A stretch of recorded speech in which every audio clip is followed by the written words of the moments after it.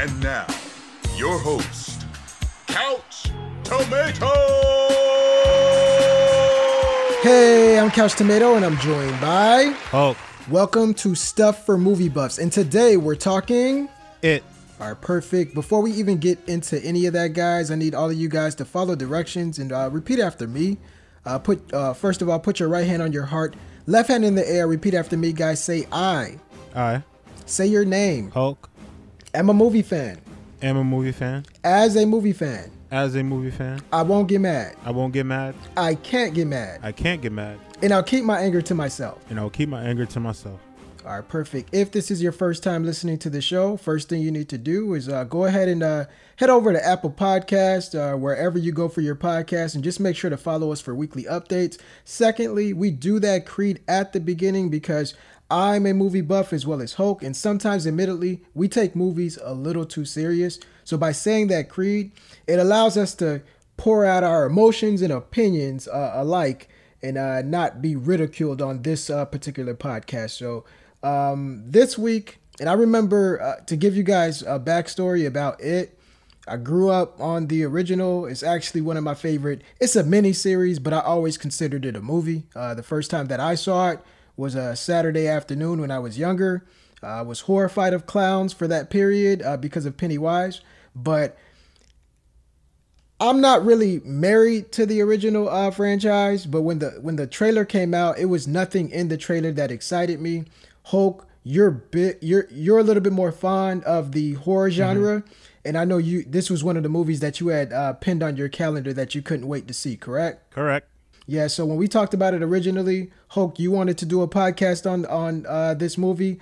I gave you my word that, hey, I wasn't going to support it at the box office. If you guys have been following us from the beginning of the year, you'll remember that I did a New Year's resolution that I wasn't going to see movies just to see a movie. I wasn't going to see a movie just because critics tell me to, and I wasn't going to see a movie because I was expected to see it. I'm only supporting things that I have a genuine passion for or that I'm intrigued by.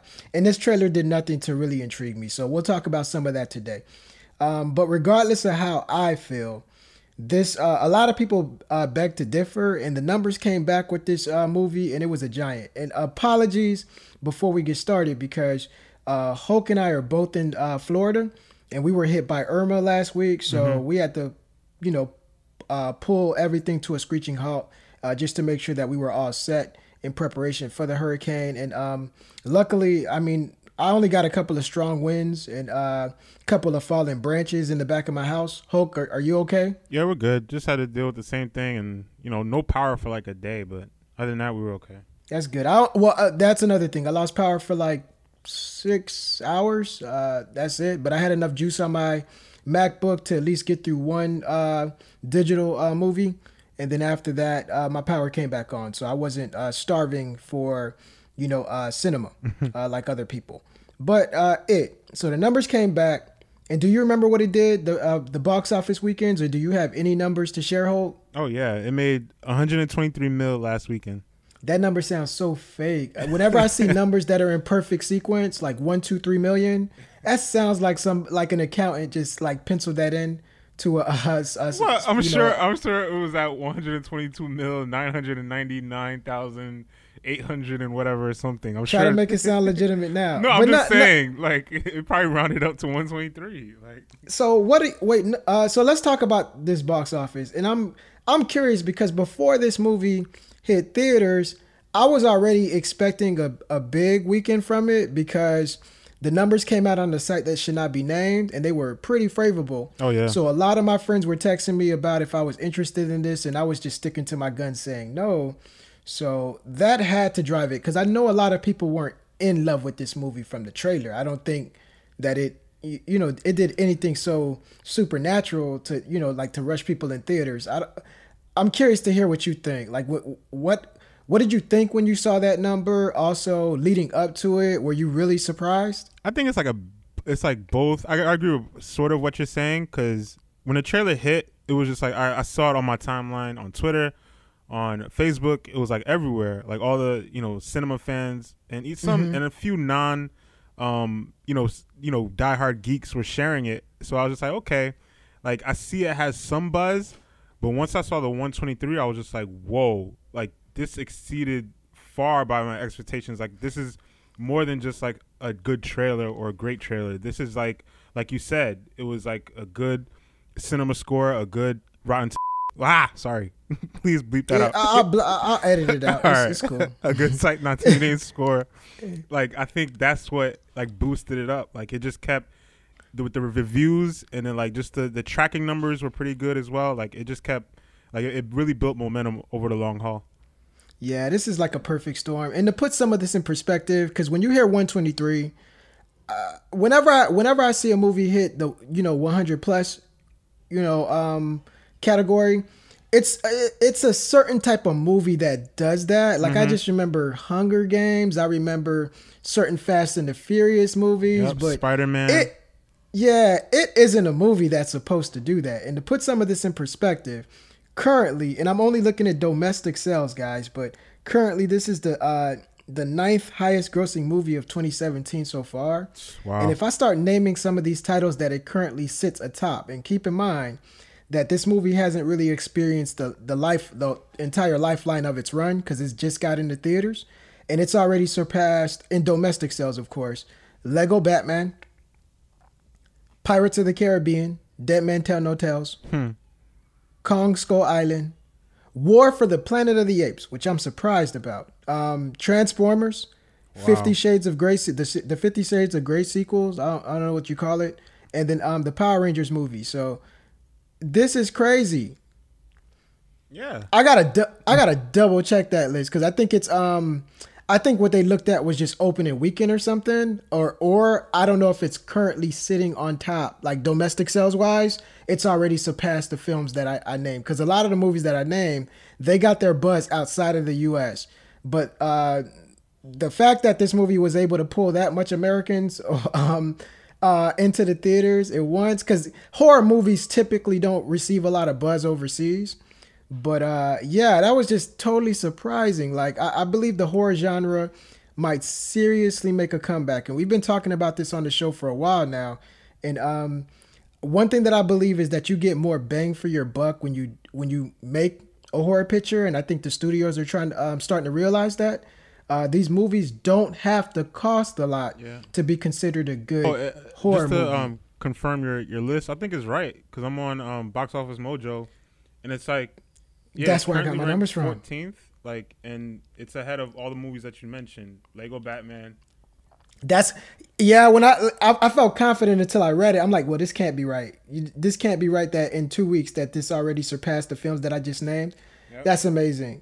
So I mean, and remember, this is a historically bad. So far, it's been a historically bad year, like technically for Hollywood. So yeah, and that was driven by a couple of weeks too. Like if you Yeah, no, you're right, but still, no one. Yeah, it's still huge. It's still huge. Yeah. Yeah, like that's actually a little bit more miraculous, because you would expect that ticket patrons are used to not going out to the theaters right now because of the performance at the box office.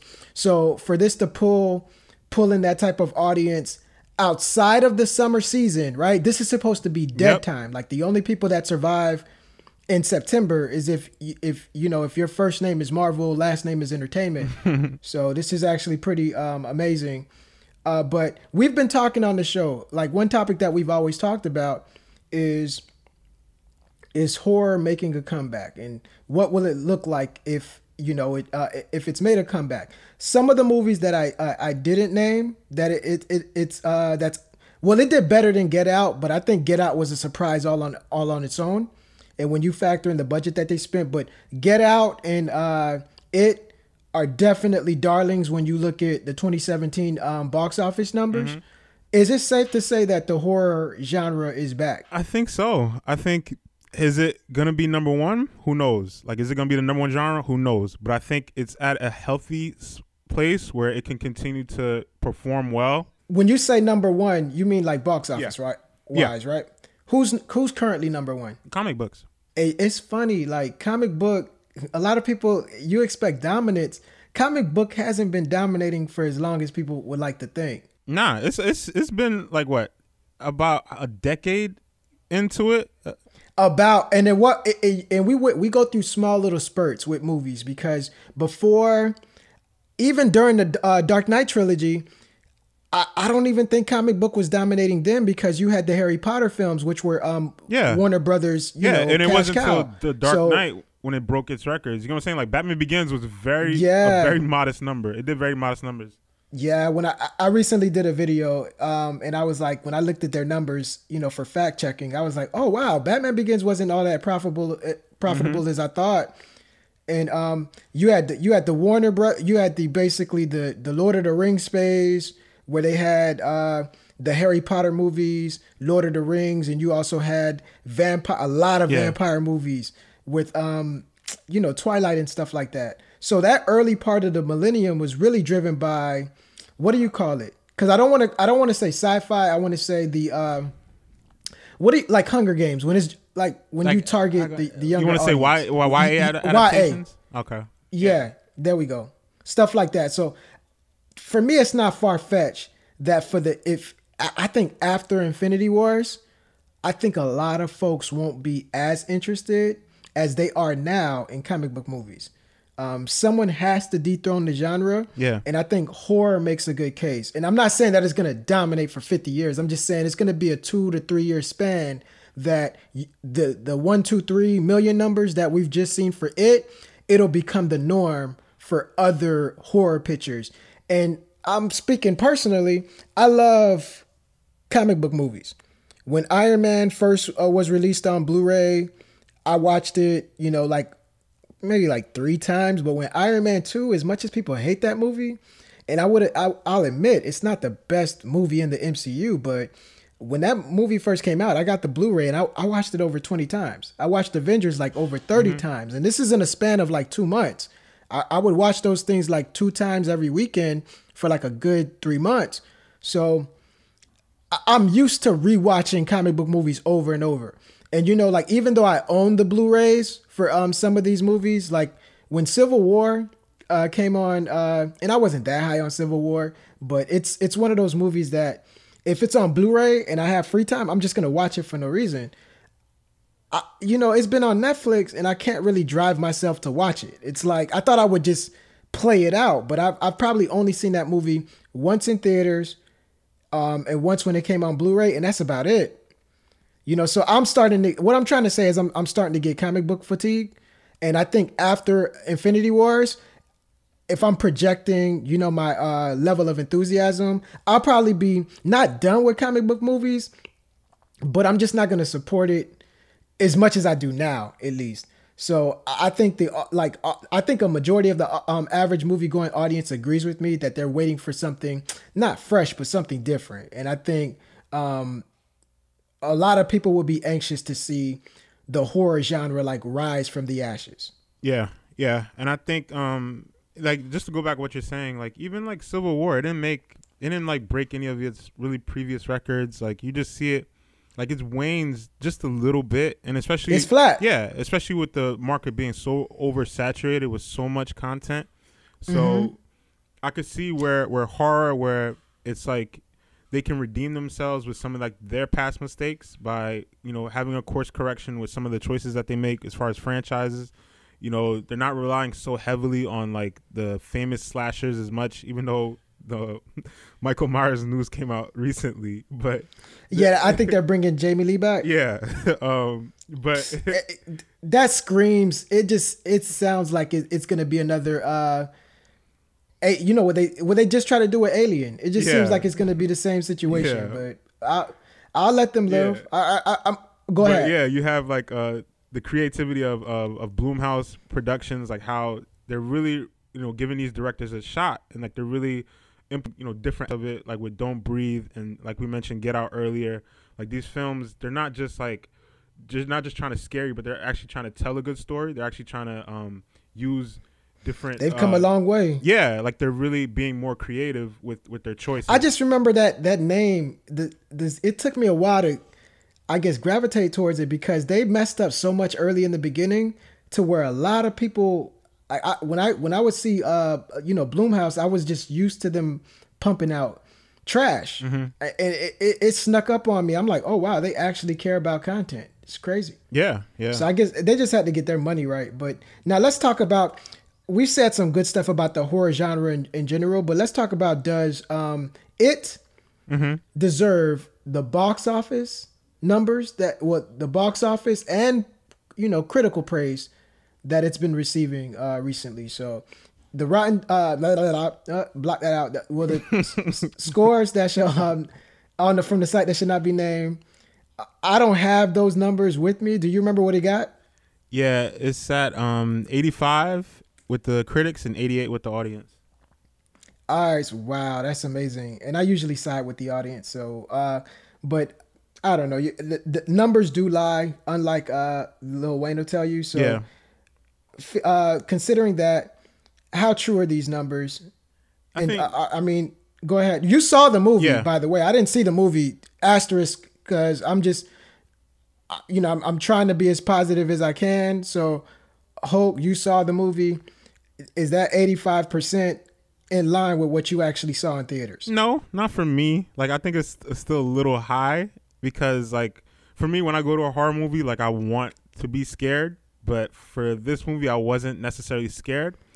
But at the same time, like, I respect, they did tell a good story. They did engage me with the characters. So, to me, it lost points because I wasn't like, oh my gosh, like, I can't look at the screen right now. Or like, oh my gosh, like I need to turn away. Like I didn't have any of those moments. But at the same time, like I was able to follow along. I wasn't bored. I wasn't like looking at my phone. Like I was just like, okay, like I like these characters and I want to see where this story continues on. So like that. You said you liked the story, and this is going to segue into our next topic, but I'm glad the film did well, but I'm not sure that it deserves the praise. And once again, I didn't see the movie, but from the trailers, and I just know Hollywood always tries to play it safe nowadays. Yeah. I doubt the film did anything new for getting this type of critical praise, because I felt like the trailers basically showed me they did everything that the past movies did, but except that it looks like they changed the time frame. This movie takes place in the 80s. I think it doesn't really. I think so. It doesn't really like. I'm trying to remember if it ever mentions like the time frame. But regardless, I think the original took place in like the 50s or 60s or something. Yeah. So this one doesn't take place in that time frame. I think it does take, because like they showed like Nightmare on Elm Street being played at the theater, and like the way the kids are dressed. Like I guess you could say it's the 80s. So, but they never really. Yeah, go ahead. No, go. So I'm segueing into the next topic. I want to compare this to the original. And that's why I said that it feels like all they did was edit, copy, paste. And whenever it's a remake, it's hard to give it such critical praise, because you know that it's an uphill battle, because if you're not as good as the first one, or if you're not as creative as the first one or fresh, it's very difficult. And who expects freshness from a remake? You just almost expect the same thing you got the first time. Are you familiar with the first one? Yeah, I watched it like about a month ago, like in preparation for this one. All right, perfect. I know it like the back of my hand, but I was fortunate enough to see it, about a month or two before the movie hit theaters. So what's the big difference? I mean, was there something that this movie did that was new that you wouldn't find in the original, without going into spoiler territory? I kind of like this ending more. I guess because the way the last one was cheesy. It was the Nightmare on Elm Street ending, where it's like, don't feed them your fear. If you're not scared, you could defeat. They didn't do that corny thing, right? They did have a fear aspect of that, of course, given the subject matter, but it was done much better, where it wasn't, because it's like, I guess because they're kids still in this one, like they split like the story up. So like, I guess part 2 will be dealing with them as adults, or them growing up. So it's like they split it up a little bit. So that I enjoyed, because like I felt more sympathetic towards the characters, more dealing with what they're going through when they're adults. And it was just kind of cheesy, kind of, I don't know. There was just too many cheesiness, too many like just laughable moments in the first one for me, where it just took me out of the movie. And I think that's why I appreciate this remake, because I felt like when I watched the first one, it felt dated. Like I was like, okay, this needs to be remade. And then when I seen this one, it's just like I appreciated what aspects they took out and what aspects they implemented. Even though the story is very similar, but at the same time, it felt fresh enough to where I appreciated the fact that they did this. And one thing that I'm hearing, and I saw this from the trailer, and I was worried about this. It's like the new thing. Hollywood picks a style to copy off of like every single year. Like and I think we're in that sweet spot where they're gonna start really trying to recreate what's going on with Stranger Things. Yeah. And I was kind of a little I felt a certain type of way when I was like, well, they basically took the Stranger Things and they made a movie, even though they had the It wheelhouse to pull from. They pull more from Stranger Things. That's how the trailer looks to me.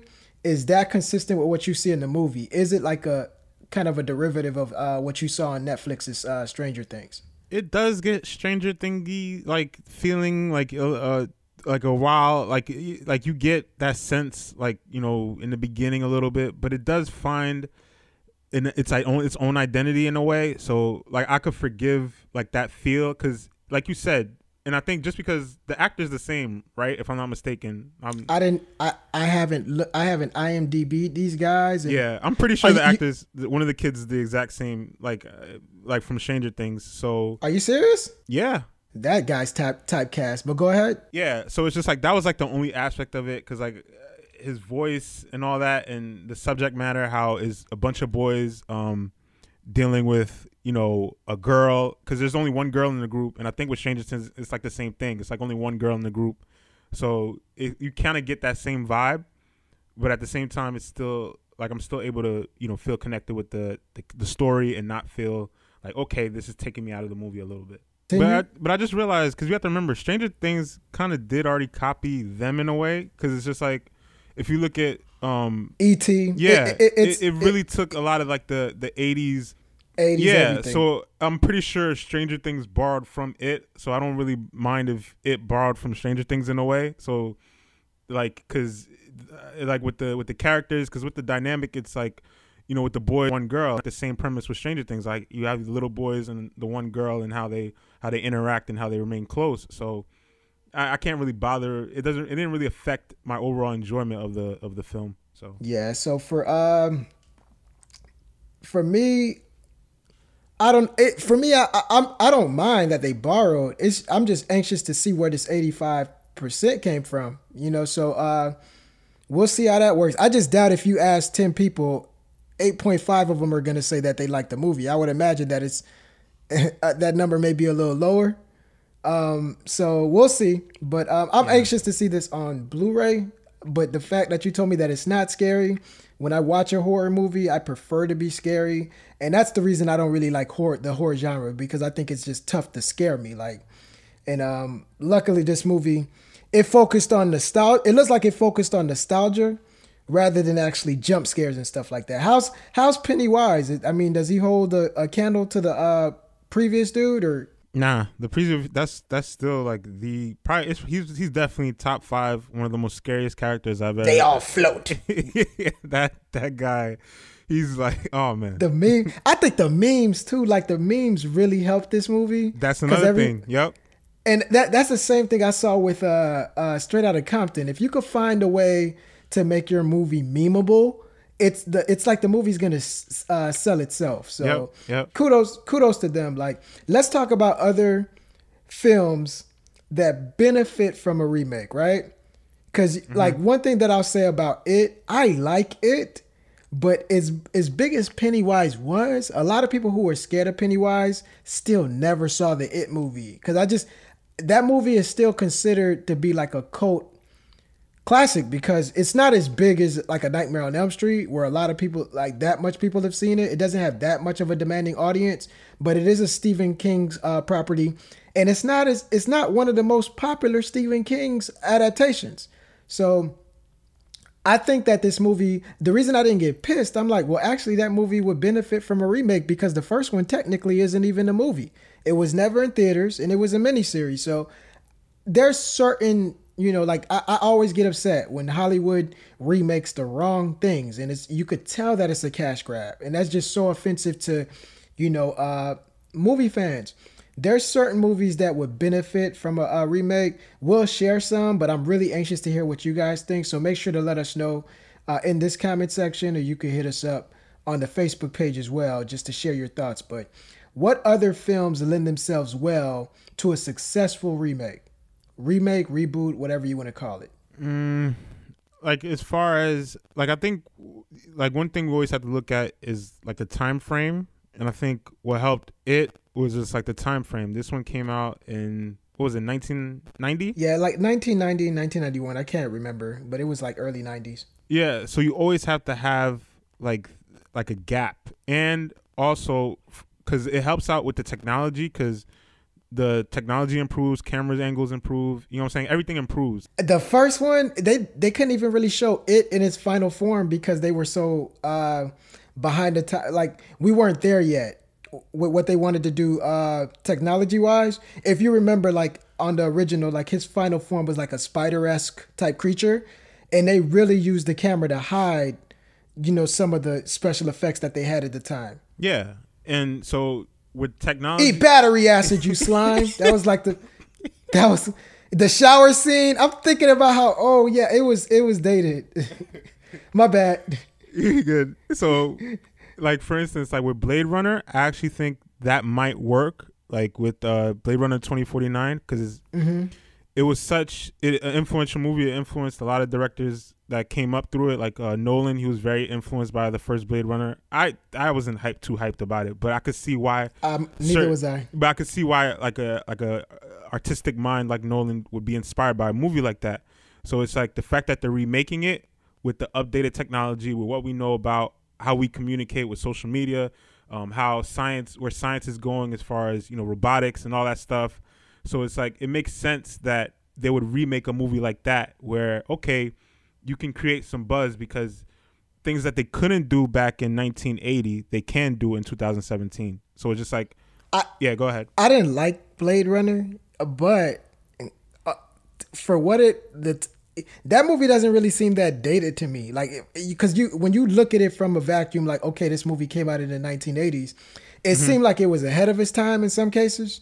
Yeah, it definitely was. Yeah, but still, I don't have any arguments with that. So I guess we'll go tit for tat. I'm picking certain movies that what I consider to be successful. I consider you measure success by critical praise, as well as getting people in the box, like getting people in the theaters. You know, like obviously I don't put all of my stock into ticket sales, but I do believe that in order to be considered a success, the money has to be there. Like you have to make your money back in some cases. So I think the easiest way to do that is when you target the young audience. So movies like It, I think it benefited heavily from having a young cast. And I think whenever you're doing a remake or a reboot, or, you know, a adaptation from an older property like a Goosebumps, whenever you know, make it favorable towards children, you're going to make your money back. Now you just have to deliver a good script and bring on a good director and a good cast. I think this movie, the reason I picked it, Monster Squad, because it has everything that I just named. It focuses on a young audience, right? And if Hollywood is in the habit of using that Stranger Things storyline over and over again, instead of actually focusing on horror, you could have all the horror elements in there, but give the world a comedy, which is the reason that I love Monster Squad. And I think that movie is a cult classic. The first one wasn't even that successful, to where I don't think a lot of people would boo-hoo cry if it was made over. It does have a strong, loyal cult following, and I'm one of those people, but emphasis on the word small. So this would give them an opportunity to reintroduce themselves to a more mainstream audience. So I picked Monster Squad. Have you ever heard of Monster Squad? No, I've never seen it. It's like Shane, you know Shane Black, right? Well, Iron Man 3 director. Yeah, of course. Yeah. Lethal Weapon. Yeah. All right. So, Hulk, are you familiar with the Lost Boys? I've heard the name. I just never really like got into it too much. But I've the name, like I've heard of it before. Yeah. Vampire movie, and I think they did a better job of explaining vampire lore better than the Twilight films. And before Jack Bauer was saving the world in 24 hours or less, you could actually see a young Jack Bauer as the villain in this movie. Cult classic. Movie overall it had the two Coreys in it, by the way, too. I don't know if you're familiar with those guys, but cult classic. I do think it lends itself well to like something that could be well received in you know, and it's a little cheesy, the original, but I think they could update it to make it a little bit more scary. So I think that would work. And also for the same reasons that apply to Monster Squad as well. It appeals to a young audience because you have young main characters and something that's traditional with your vampires. People want to forget about that phase when they ran the world with the Twilight films. And I think that this would be a clean wash. So that's what I have for my number 2. Let me hear what else you got. For me, I really think like Super Mario Brothers. Like, I know you're probably gonna disagree, but I think I do. It would. I think, okay, the first one was just so bad. The only one was bad. Okay, the only one was so bad that I feel like, okay, with the way it's such a classic video game, such a classic. These are classic characters. I feel like it deserves a second chance, and I feel like with the right storyteller in the right hands, I feel like you can do something where you have animation where it's so popular right now. It really does well a lot with a lot of movies that they churn out. So I feel like you can have a movie where the dynamic, I guess, sort of similar, where you have, you know, people in the real world, but also the story can take place in an animated world. You can blend both aspects of what the story could be and make despite that sounds really close to the script that they released the first time. And I'll say this, I personally believe if you make something animated, it's like giving it it's like giving a property a senzu bean. If you're familiar with Dragon Ball Z, it makes anything seem better when you animate it. However, with Super Mario World, I think we need to see a successful video game movie first. And Wreck-It Ralph doesn't count. It's like, I think that genre struggles so much, and Super Mario is probably the most iconic video game out there, that before they tackle that, I think they should probably, you know, at least start fixing up some of the glitches with some of the other movies that they've come out with. So I don't know about that one, but for me, this might not work, but it's a small property named Short Circuit. Grew up on it as a kid. It's with Mahoney from the Police Academy movies, which, by the way, would probably lend itself well to a remake as well. But, or at least not a remake, but no, I just almost came up with a bad Hollywood idea. Let me dismiss that. But Short Circuit is about man makes robot becomes best friend. And I think what we're dealing with now with technology, so much of a reliance on cell phones, that this could actually show that technology could be your friend in a good way. And also the way we're moving with AI, I could see something like this being made. Yeah, by that, I think that could work. With mine, I just have one will be extremely controversial for you. Controversial, as long as it's not Ghostbusters or Coming to America, we're good. Okay, the first one is you can't remake a movie like that. But hopefully, I hope that never happens, Hope. Hey, we're anxious to hear what you guys think. If you agree with Hulk and you think that they should touch a classic, let me know, because I may be out of line. But also, I'm anxious to hear what you guys think. Let us know movies that are primed, and you know what for remakes. Let us know in the comment sections. So it's about that time, guys. I want to thank you guys for joining us. Before you leave, if you like what you heard, share it with a friend on Apple Podcasts, SoundCloud, or wherever you go for your podcast. Don't let this be the last time we hear from you or you hear from us. Support the show by giving us a rating and a review on Apple Podcasts, guys. It will really mean a lot. Also, join us next week. Check out the show notes on where to find us weekly. It's Couch Tomato Films on YouTube, Facebook, and Instagram, and Couch Tomato Film on Twitter. Other than that, peace.